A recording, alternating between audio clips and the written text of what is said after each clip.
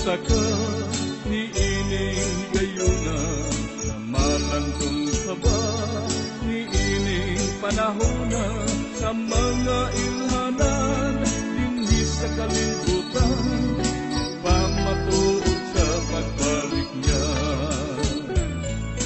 Yaw pagsalig sa imong kaugalingon, nabatan-on ka pa gayos sa kamatayon, daghag maayog lawas kinabuhi na kalan, sa kaluwasan nga pakyas. Karon ang adlaw sa kaluwasan, apan ang ugma maoy kapakyasan. Kinabuhi taway siguro, pangkang Jesu-Kristo sigurado. Sa Hebrehanon 9:27, ng tao mamatay sa makausara, human sa kamatayon mauna ang hukom, sa mga dampos pagatubang ka. Karon ang adlaw sa kaluwasan, apan ang ugma maoy kapakyasan. Kinabuhi taway siguro,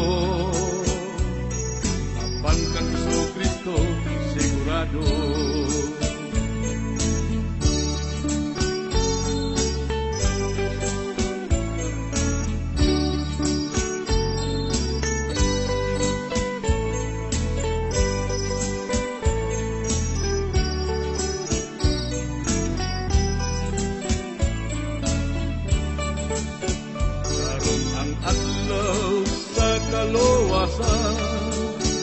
Apan ang ugma maoy kapakyasan.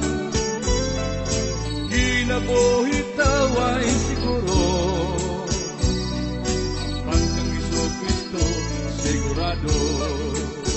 Karon ang adlaw sa kaluwasan, apan ang ugma maoy kapakyasan. Kinabuhi taway siguro, apan kang Jesu-Kristo sigurado. Kinabuhi taway